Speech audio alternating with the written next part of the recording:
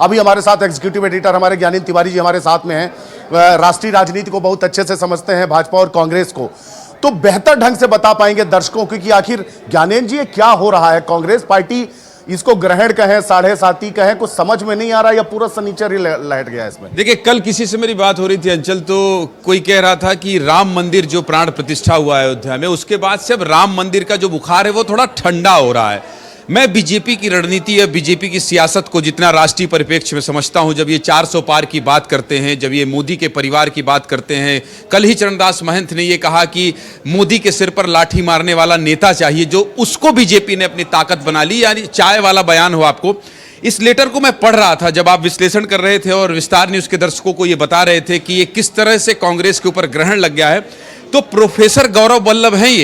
ये वही प्रोफेसर गौरव वल्लभ हैं अंचल। विस्तार न्यूज के दर्शकों को भी मैं बता दूं कि जो संबित पात्रा और सुधांशु त्रिवेदी जैसे प्रवक्ताओं के छक्के छुड़ा देते थे मंच पे, और कांग्रेस के तमाम शीर्ष नेताओं को यह संतोष होता था कि चलो कम से कम बीजेपी के मुकाबले हमारे पास इस तरह के प्रवक्ता तो हैं। ऐसे प्रवक्ता को ना रोक पाना, ऐसे स्पोक पर्सन को ना रोक पाना निश्चित तौर पर आपकी बात को बहुत पुष्टि करता है, इस बात को कि ग्रहण लग गया। दूसरी सबसे महत्वपूर्ण बात जिसको हमको पढ़ना, जानना, समझना चाहिए और विस्तार से विस्तार के दर्शकों को बताना चाहिए, वो ये है अंचल, मैं माफी चाहता हूं, मैं बहुत लंबा टाइम ले रहा हूं, क्योंकि इन्होंने लिखा है अयोध्या में प्रभु श्री राम की प्राण प्रतिष्ठा में कांग्रेस पार्टी के स्टैंड से मैं क्षुब्ध हूं। इसके मायने, इसका तीर, इसका निशाना और 2024 में होने वाले लोकसभा चुनाव से पहले कांग्रेस के इस तरह के प्रवक्ता जो इतने उपयोगी माने जाते हैं, उनका यह स्टैंड लेना कि मेरा दुखी होना राम मंदिर की प्राण प्रतिष्ठा पे कांग्रेस के स्टैंड से, इसका संकेत और संदेश साफ है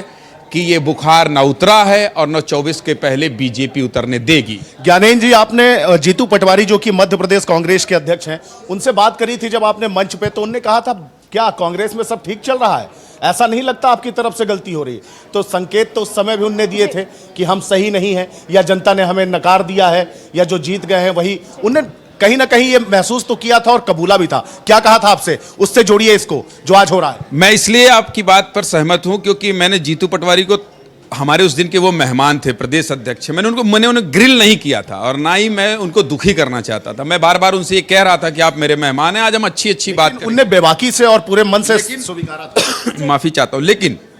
मैंने उनसे ये जरूर कहा था कि क्या आपको लगता नहीं कि आपके अंदर कोई कमी है, आप लोगों को रोक नहीं पा रहे हैं। उन्होंने इस बात को स्वीकारा था और ये जीतू पटवारी अगर स्वीकार रहे हैं, चरणदास महंत ने जो कल कहा, जीतू पटवारी ने उससे भी असहमति जताई। उन्होंने कहा कि इस तरह की पार्टी हम नहीं है, हम गांधीवादी विचारधारा की पार्टी है। तो कांग्रेस में कुछ तो कमी है और जो कमी अब दिखाई देने लगी है, समझ में आने लगी है कि ये कमी है और महसूस भी हो रही है कि ये कमी है। अगर कांग्रेस अपने लोगों को नहीं रोक पाती है, अपने लोगों को संतुष्ट नहीं कर पाती और ऐसे बड़े बड़े आयोजनों में उनके स्टैंड यही रहते हैं, तो ये कांग्रेस के लिए बहुत अच्छा संकेत नहीं है अंचल। ज्ञानेंद्र जी, कल मैंने दीप नारायण यादव जो कि इंडिया गठबंधन की इकलौती सीट है जो सपा को गई है, मीरा यादव, उनके पति से हमने बात की थी, तो उन्होंने कहा था कि जो कांग्रेस के जो शीर्ष नेतृत्व है और अब जो प्रदेश अध्यक्ष है, जैसे कमलनाथ के बारे में, दिग्विजय सिंह के बारे में, उन्होंने नाम लेके तो नहीं कहा कि उनका कार्यकाल ठीक नहीं था, लेकिन जीतू पटवारी को युवा प्रतिनिधित्व के तौर पे उन्होंने बहुत सराहा है कल। देखिए,